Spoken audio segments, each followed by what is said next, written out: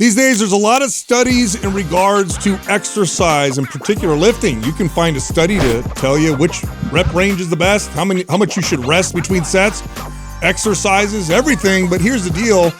If you follow science-based lifting, that's all you do, you're going to kill your gains. There's a lot of value in the old school stuff and experience. You have to combine all of it to get the truth.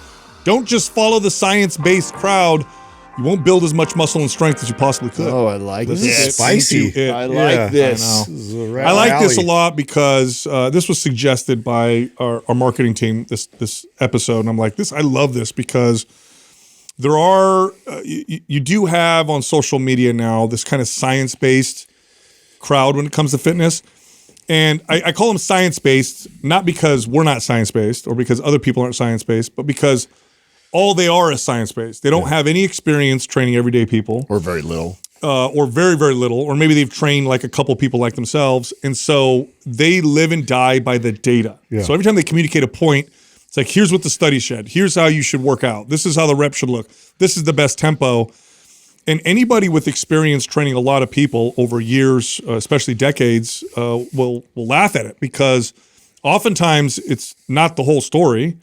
And sometimes it's just completely false. And you can look at the study to see why it's false, but you won't know that unless you have that experience. No, I like having this conversation because I want to believe, or I think, that this was probably you at one point. Mm-hmm. Do you not feel like you came from this place? I feel like when you first started, you were probably a science dork. I think he reads a lot of studies. But, I was, when I first became a trainer, just because that's all I had. That's all I had were certifications and courses. And so I just based my training off that, but I think you guys too, right? I mean, when you first started, you didn't have experience. No, I had no idea what I was doing. Yeah, you were nothing. I lean heavy on certification, but it was a lot of anecdote. It's data is great, but exercise, diet, but exercise in particular is so nuanced, and there's so many things, so many variables that there's certain things you can only learn through experience, and don't discount the experience of other people who've been doing it for a long time.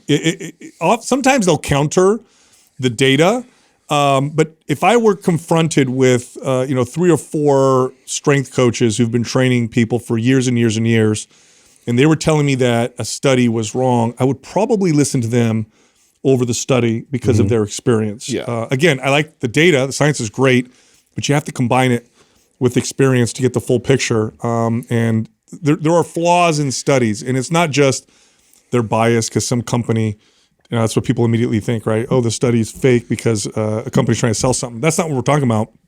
It's just the way that studies are put together, they can't possibly give you the full picture. Well, I think too, just the amount of experience, it limits a lot of that experimentation, that self-experimentation, that I've noticed too, like there's another side to this on social media where people are like really anti the science-based community because of the fact that like everything is so data and they won't even venture into discussions with, especially for like ranges of motion and like valuable exercises. This is where I've found there's a lot of separation with that, and like things like Jefferson curls and my view of that has changed a lot as I was like a young trainer and like naive in listening to a lot of the parameters of safety versus like how to actually prep somebody up to accomplish like a valuable exercise like that and build up their strength in that direction. So, and two, like, again, context matters and all that with athletes and with what their capabilities are and what you're actually trying to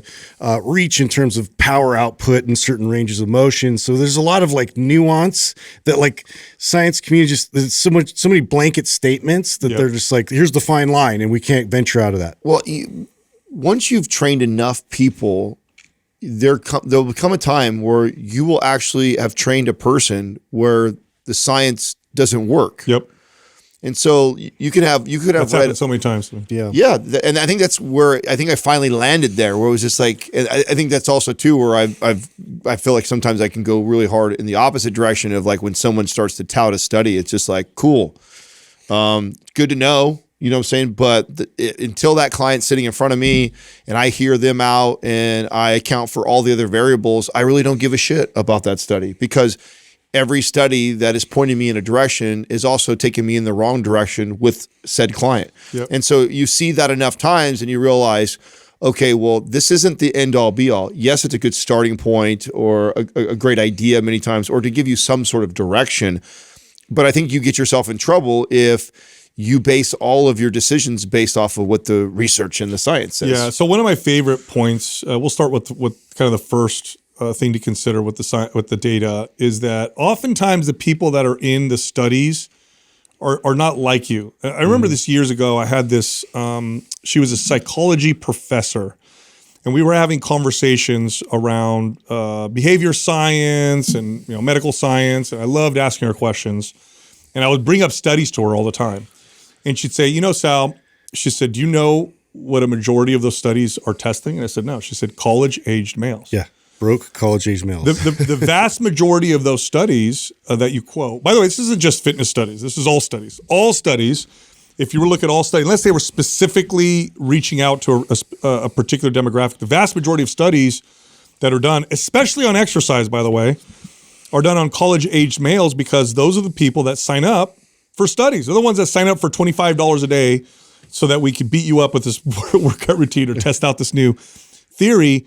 And so if you're a 45-year-old woman, or you're a dad with a job and you're in kids, or if you're younger than that, or maybe you are a college-aged male but you don't match like the sample size, those studies may not apply for you to you, and so you have to be careful with that. This is especially true for women, by the way, especially perimenopausal and menopausal women who often don't get put in studies. There's very little representation. Very low representation. And so that's what I would see very often. I would see very often certain studies on things like intensity.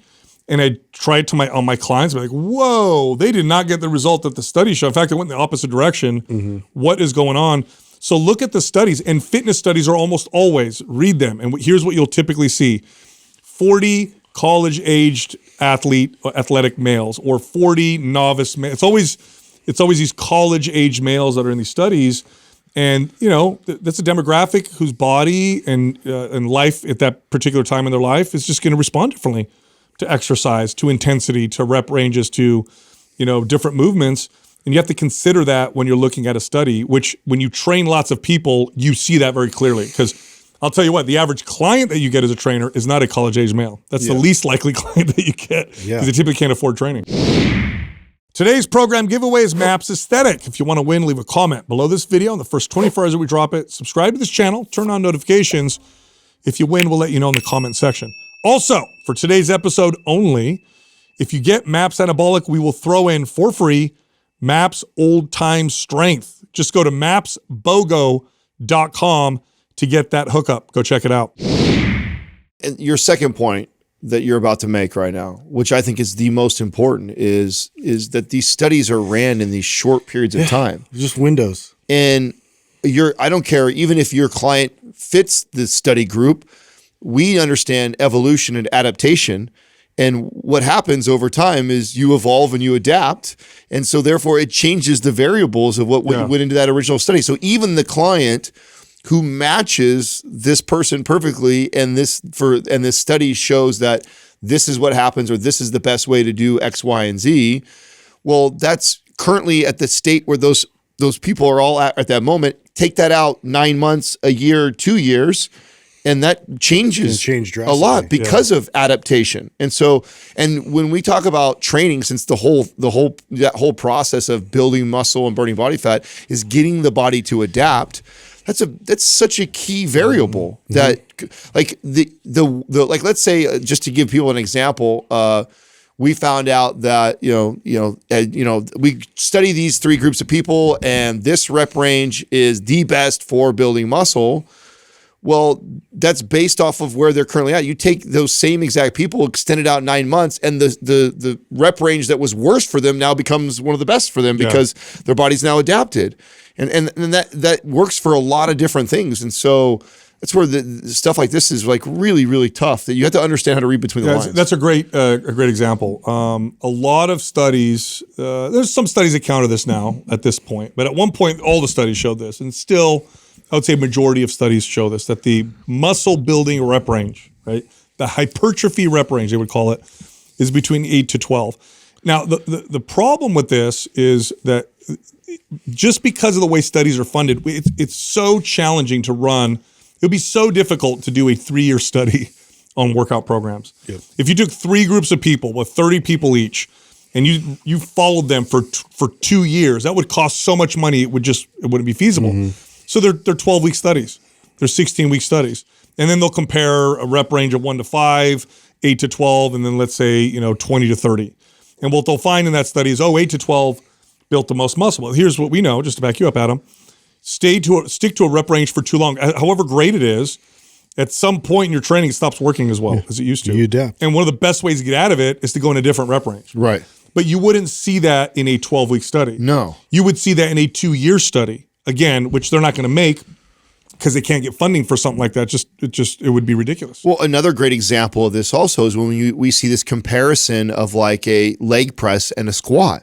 And in a short period of time, the strength gains and the muscle building that you can see done in a leg press is really close to like what a squat is in a very small window. Yeah. Extend that out over a year, 2-year, or 3-year, and you would start to see that gap widen because of how difficult it is to perform a squat. That's right. And all the variables that come with that versus sitting on this track that's very easy for someone to get good at. To attain the skill. Right. In other words, you could take somebody who, no injuries, college age male, whatever, and you can have them drive a leg press with good intensity very quickly. It's real fast. It's a real short learning curve. Jump right in. Yep. You jump right in and go for it.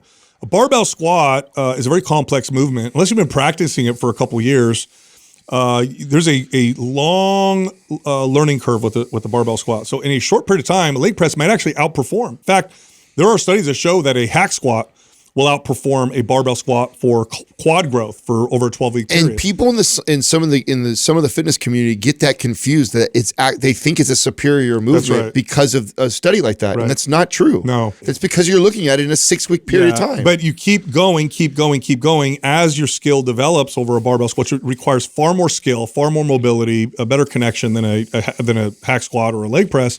Then you'll start to see the squat start to take off and continue to build and build and build, whereas the hack squat and leg press start to become more limited. But you won't see that in a study because, again, studies are done for 12 to 16 weeks. So, again, studies aren't run forever. So the only way to know this kind of information would be a trainer or coach who's trained lots of people for years and years and years. And this is what you see when you train people for years and years. I could throw a client on a leg press. We'll get some great results. But if I get that client to learn how to squat, which is going to take 3 months, maybe 6 months, and then we start squatting, and then we keep squatting. I train that person for 3 years. That squat produces returns time and time again, whereas that leg press I have to move from that at some point because it stops producing those returns. Yep. Next up is they don't consider human psychology. This is, by the way, this is the most important thing to consider when it comes to exercise. The biggest problem with exercise is not the programming, the exercises, the reps. The biggest problem is adherence. Yep. Mm-hmm. Okay?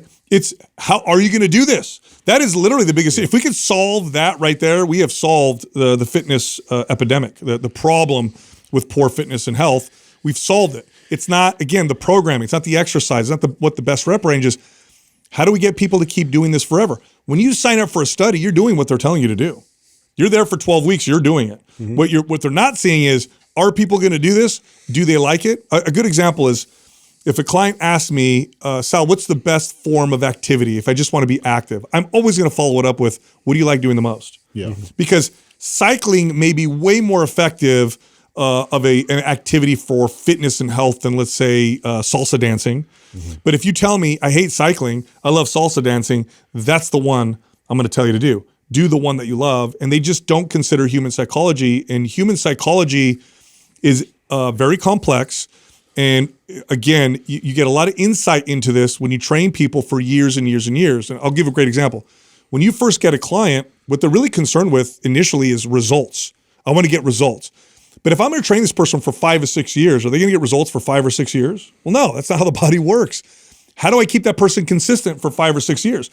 If I'm a trainer and if I'm stuck on results, trying to get you results for 5 to 6 years, I'm going to lose you after a year, because what that's going to turn into is me hammering you, me trying to figure out a way to drive you and motivate you, what could you possibly Using do? force. It's just not going to happen for the average person. Not going to become a fitness fanatic in that sense. Most people won't. Human psychology is the most important thing to consider. And by the way, studies on human psychology, because someone may say, oh, well, let's look at studies on human psychology. Those are the least likely studies to be duplicated and replicated. So if you look at all the human psychology studies, about 80% of them are never able to be replicated, which basically means you can throw them out the window because human psychology is so complex. Whenever I think about this point, I always remember talking to clients about swimming. Swimming is like one of the best forms of cardio. When you think of like the risk profile of it, the amount of calories you burn. On paper, it's amazing. It is one of the best. But it's like, so, and clients, I'd had clients that would come to me because they read some article or they heard that and they'd ask me, is this true? I'm like, yeah, it's totally true. But do you have a pool? Yeah. No, but my local rec center does. Are you going to go over there and get in there? It's open from 10 a.m. to 4 p.m. And like, does that fit your schedule? And is that, it's like, I mean, yes, it is. But swimming occasionally is not better than you walking every day, 10,000 steps. And so you have to factor that part in. It's like, it doesn't matter that form of cardio burns a fraction more calories or it is a little bit less risk or whatever the profile is that makes it superior if they can't adhere to it and can't do it consistently. So you have to always factor that in. That's right. Next up is that great science-based programming may simply be inappropriate for you. And I have a great example for this. If I were to look at all the studies on cardio for fat loss, for performance, for time invested in ROI, right? Return on investment. Period, end of story, on paper, high intensity interval training is superior. It's the most superior form of cardio on paper. Now ask me how appropriate it is for me to apply high intensity interval training to the average client. Yeah. It's almost never appropriate. It's almost never appropriate unless I have someone I've been training for a while who's already really fit, they don't have any joint problems, stress looks good. Then we're going to do high intensity interval training. You know what's usually appropriate for most people? Walking. Yep. Walking on paper, 20 minutes of HIIT cardio versus 20 minutes of walking. HIIT cardio is going to blow it out of the water for fat loss. It's blow it out of the water for performance and stamina and endurance and muscle preservation, all that stuff. But for most people, HIIT cardio is way too stressful, way too hard, actually sends them back. Injury risk goes through the roof. It's just simply inappropriate. I always think about the studies that we have to show how great training to failure is. There's all kinds of research to show how much muscle gain you get by training to failure. But the truth is 90% of my clients should almost never be training there, if ever, and it's maybe a fraction of their time. Yet everybody hears about that, and then what do they go do? They end up applying that. And again, it really depends on where that client is at that current moment. If that client is, we're still working on their sleep patterns. We still aren't hitting our macros consistently. We're all over the board, calories up and down. It's just like, man, you training to failure with all that stress and not getting what the body needs. Like, what a terrible idea. You see this often on social media where you'll get the scientists, really smart people too, people that I really respect. I love their content. They've never really trained a lot of people. Good example, Dr. Rhonda Patrick. Love her content. But when she starts talking about exercise, like immediately, I'm like, you have not trained a lot of people, because she recommends high intensity interval training, train to failure. Like intensity is what produces great results. Yeah. And it's like, if you take 100 everyday people who want to get fit, you're lucky if probably 20 or 10 of them can do that and it's appropriate for them. It's actually inappropriate for most people. Because the intensity is too high, the skill required to do it, to perform it without risk of injury is high, and they don't have it. Yeah. That's why I always recommend. Then you got to add in the sauna and then the cold plunge, go to bed at 8 o'clock at night, get up at 5 in the morning. Otherwise, you're not doing, the right amount of science. This episode is brought to you by the pre-alcohol drink ZBiotics. Go check them out. Go to zbiotics.com/mindpump25. Use the code mindpump25, get 15% off. Back to the show. Next up is that the winning formula, the headline, doesn't always tell you the whole story. So you may see, I'll quote, or I'll give an example of study that's probably circulating now that people talk about, right? That the lengthened portion of a rep builds the most muscle, right? So if I'm doing a curl, right, the lengthened portion of the rep is this part right here where my bicep is fully extended versus where I'm halfway contracted or fully contracted. When they compare all of those ranges of motion, the one that produces the most muscle growth is the lengthened portion. Okay, that's true. But you know what the whole story is? The mid-range and the fully contracted also build muscle. Yeah. They all build muscle. All do. In fact, if you combine all of them, you don't build less muscle, you build more muscle, and you have more functional strength because strength is very specific. So if I because here's what the science-based crowd, I've actually seen people do this. Train in just the lengthened ranges of motion. Do all the exercises and focus on the length. Do these little short reps because it builds the most hypertrophy. You are training dysfunction. Yeah. And you're missing out on the muscle building of the rest of the range of motion. So although that one may be 10% better on the study, that doesn't mean the other ranges of motion don't build muscle. And what happens when we apply all of them? Oh, better function and better results. So again, the winning formula, you need to look at the whole story. The rep range one is a good one as well. Yeah. 16-week study, 8 to 12 builds the most muscle. Well, guess what that study showed? 1 to 5 also built muscle. So did 20 to 30. So what if we mix them up? Maybe that'll give it the best results.